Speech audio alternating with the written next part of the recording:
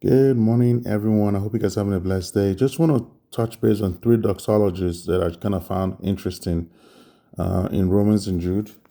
A lot of times you don't hear much about this part because people kind of get into the main part, but towards the ending, which is kind of like the final sign off, you don't hear much about that part talked about. But I just think there's some really important informations here. And I'm going to touch something else also on Jude in the beginning, and then I'm going to scroll all the way down, okay? But first, let's talk about this Romans 11 doxology here, 33. Oh, the depth of the riches, both of the wisdom and the knowledge of God. How unsearchable are his judgments, and his ways past finding out. For who had known the mind of the Lord? Who had been his counselor? Who had first given to him, and shall be recompensed unto him again? For of him and through him and to him are all things, to whom be glory forever. Amen. So you see, when it comes to God, again, he is one in control. He's one in control. That goes for salvation. And on that note, let me give you the gospel. It is found in 1 Corinthians 15, 1 through 4, and that's that Jesus Christ died for our sins, was buried, and on the third day rose from the dead for justification. Jesus always existed. He is the second person of the Godhead, God the Father, God the Son, God the Holy Spirit. Jesus left heaven, was born of a virgin, lived a perfect life, never sinned, and shed his precious blood on the cross of Calvary for the forgiveness of all our sins, past, present, and future, to reconcile us back to God and give us eternal life. Anyone who believes in the testimony of Jesus Christ, the gospel given, that person automatically, instantaneously receives eternal life, forgiveness of all sins, past, present, and future, and sealed unto the day of redemption, the rapture, okay, of death, whichever one comes first, it doesn't matter. But you're sealed for eternity.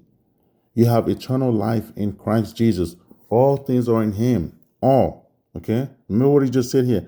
For of him and through him and to him are all things, to whom be the glory forever. So let's remind ourselves this, guys. Believe the gospel today, okay? Now we're going to go to the next one because this is so important.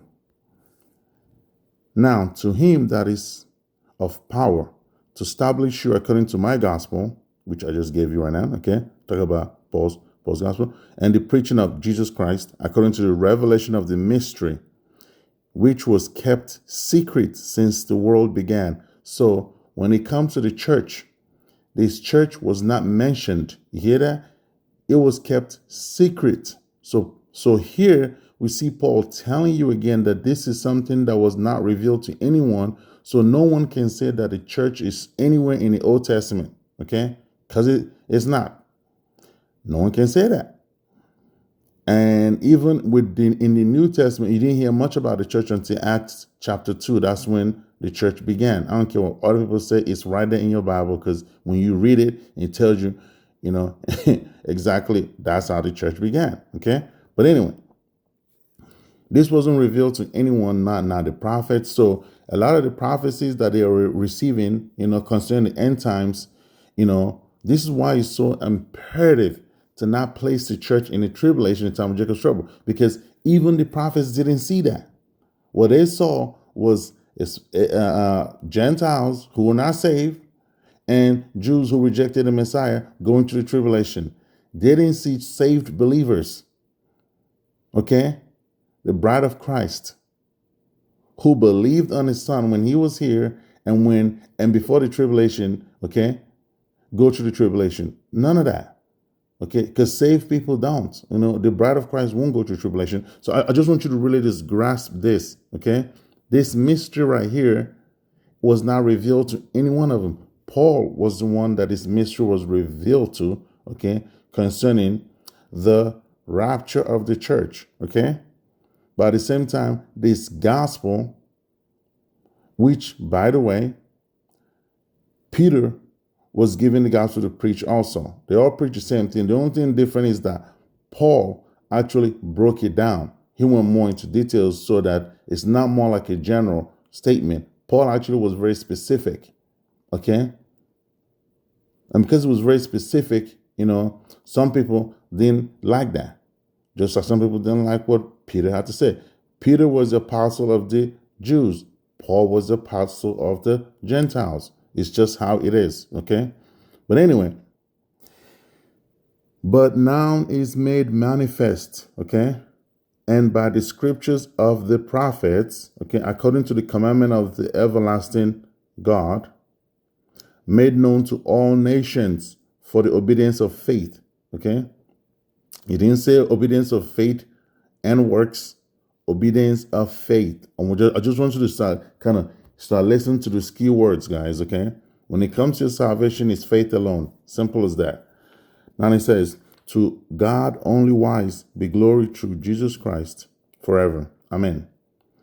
Now, this is so important because a lot of times people just like to sit here and try to argue over salvation. Oh, well, you mean to tell me it's just faith alone? No. You have to do something.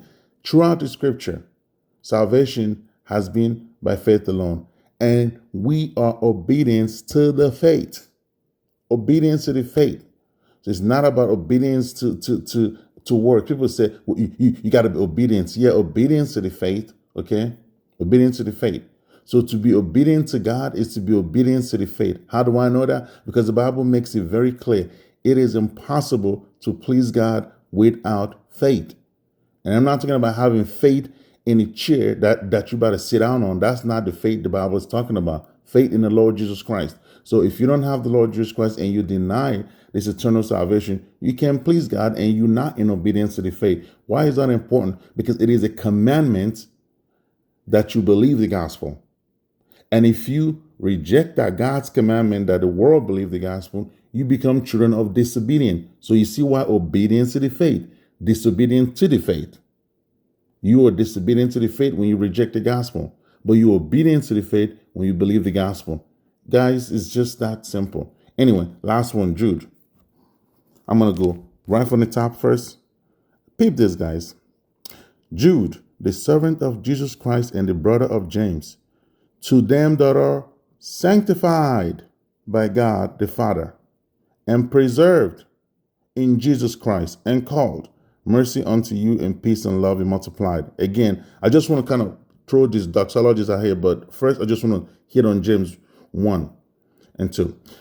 1, you see that is telling you to them who are what? Sanctified. Again, when we talk about sanctification and when we're saying that it is something that's already accomplished, this word past tense, sanctified, the moment you believe in the Lord Jesus Christ, you are sanctified. You're not being progressively sanctified. There's no such thing. Okay? There is growing in the knowledge of the truth. That is not being progressively sanctified. You already sanctified. This is totally different, okay, from growing in the knowledge of the truth, okay? Because sanctified is set apart, made holy. You're not being progressively made holy in your flesh. That's just not going to happen, okay? I mean, because that's a waste of time, to be honest with you. If you really think about it, nobody will ever reach the holiness of God in his flesh. So why would he even bother trying to make the flesh holy that he will not accept into heaven? I mean, let that sink in. Flesh and blood cannot enter the kingdom of God. Neither does corruption inherit incorruption. I mean, think about it. This is in 1 Corinthians 15, from 51 and up, okay? Which it talks about the rapture. I just want you to understand that this, when we talk about this stuff, people get upset. And so it's, oh, here you go. No, you just need to hear the freaking truth and stop always trying to think that you're right about everything. God tells us what it is. We just have to stick with what God says. Okay? Anyway, back to doxology. I just want to kind of point out stuff that I'm seeing. I'm like, this is really cool. Now look at this. I love this one. Now unto him that is able to keep you from falling and to present you faultless before the presence of his glory with exceeding joy. So you can lose your salvation then. Because if you can lose your salvation, that means he failed at keeping you from falling. You see that? This is why you can lose your salvation.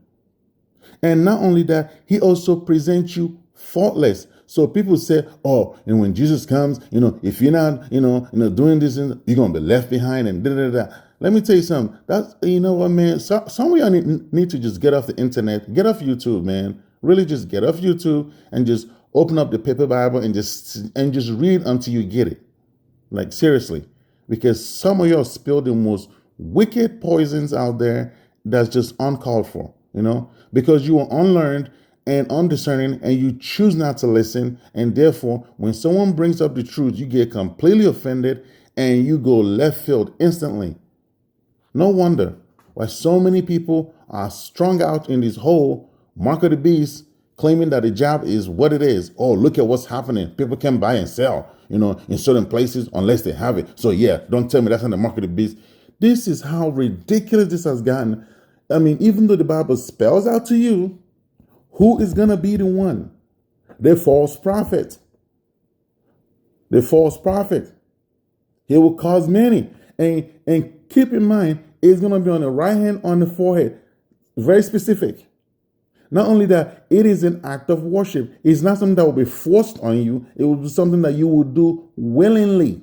For those who will be left behind who are not going to believe the gospel, because anyone who will believe the gospel will not take the mark. That's another thing. People are still like, oh my gosh, y'all get on my last stinking nerves.